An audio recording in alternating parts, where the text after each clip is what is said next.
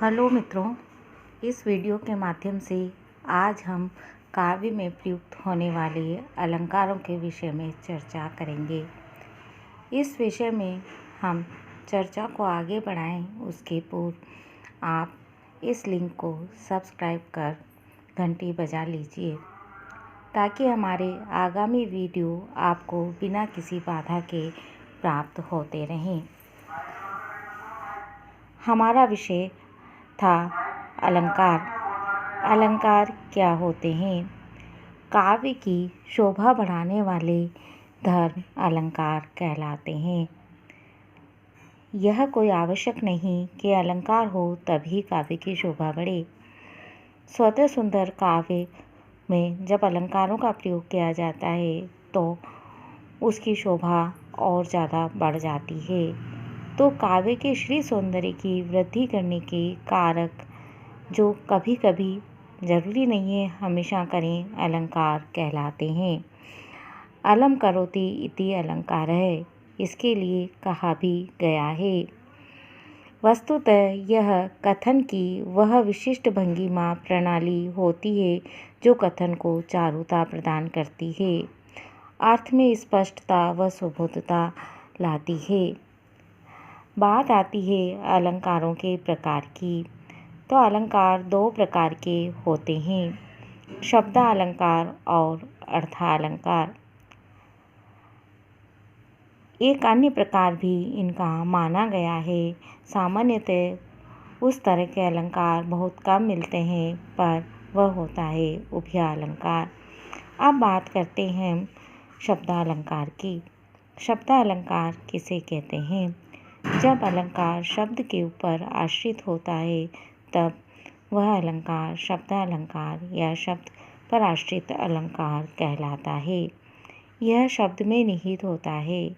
यदि हम उस शब्द के स्थान पर कोई अन्य शब्द रख देते हैं तो वह अलंकार नष्ट हो जाता है, परंतु अर्थालंकार की यह स्थिति नहीं है। यह अर्थ में निहित होता है, अतः शब्द बदल देने पर भी उसके अर्थ में कोई परिवर्तन नहीं आता। विस्तार में हम इनके विषय में अलग वीडियो में जानेंगे। अभी हम इनके भेद की चर्चा पर अपना ध्यान केंद्रित करते हैं। शब्दालंकार की जब हम बात करते हैं तो वह जिन अलंकारों के माध्यम से जाना जाता है या उसके अंतर्गत जो अलंकार आते हैं वह अलंकार होते हैं वर्णमूलक और शब्दमूलक। मित्रों, हमने अपने पिछले वीडियो में जाना था वर्ण किसे कहते हैं, और हम जानते हैं वर्ण भाषा की सबसे छोटी इकाई होती है।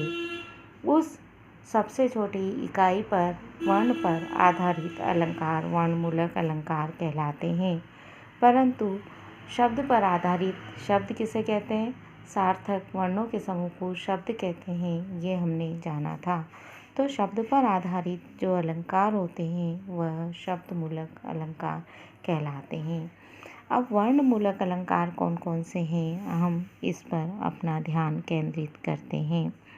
वर्णमूलक अलंकार में अनुप्रास अलंकार आता है, जिसमें छेकानुप्रास, वृत्त्यानुप्रास, श्रुत्यानुप्रास और अंत्यानुप्रास अलंकार आते हैं। शब्दमूलक अलंकार की जब हम बात करते हैं तो उसके अंतर्गत लाटानुप्रास, पुनरुक्ति प्रकाश, यमक, श्लेष, वक्रोक्ति, पुनरुक्तवत आभास और विप्सा अलंकारों की गणना की जाती है। मित्रों, अब हम बात करते हैं अर्थालंकार की। अर्थालंकार अर्थात अर्थ पर आधारित अलंकार। यह अलंकार में इसमें जो पहला भेद आता है वो है गूढ़ार्थमूलक अलंकार, दूसरा साम्यमूलक अलंकार, तीसरा विरोधमूलक अलंकार, चौथा श्रृंखलामूलक अलंकार और पांचवा तर्क न्यायमूलक अलंकार। अब हम पुनः प्रथम भेद के ऊपर आते हैं, गूढ़ार्थमूलक अलंकार। गूढ़ार्थ प्रतीतिमूलक अलंकार दो प्रकार के हैं, सूक्ष्म और व्याचोक्ति अलंकार। इन सभी अलंकारों के विषय में हम अपने अन्य वीडियो में आगे चर्चा करेंगे।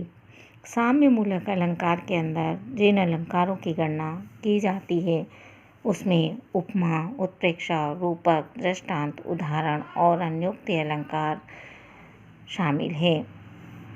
अब बात आती विरोध मूलक अलंकार की।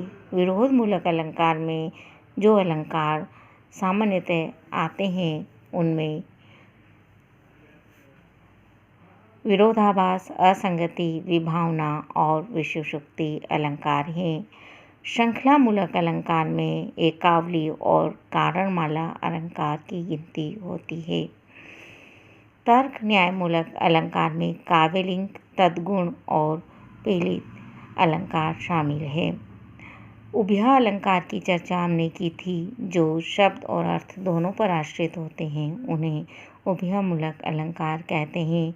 इसमें संकर और संसृष्टि अलंकार की गणना की जाती है। मित्रों, इस तरह से हमने अलंकारों के भेद पढ़े थे। ये अलंकारों के भेद कई बार परीक्षा में पूछ लिए जाते हैं, इसलिए आप याद रख लीजिए। मूल रूप से अलंकार किसे कहते हैं, अलंकार के कितने भेद हैं, शब्द अलंकार, अर्थालंकार और उभय अलंकार। शब्द अलंकार फिर पुनः दो भागों में बढ़ जाता है, वर्णमूलक और शब्दमूलक। और अर्थालंकार को हमने गूढ़ार्थमूलक, साम्यमूलक, श्रृंखलामूलक अलंकारों के रूप में देखा था। विरोधमूलक और तर्क न्याय मूलक। इन अलंकारों को आप याद कर लीजिए। आपके परीक्षा में निश्चित रूप से इनसे आपको सहयोग प्राप्त होगा।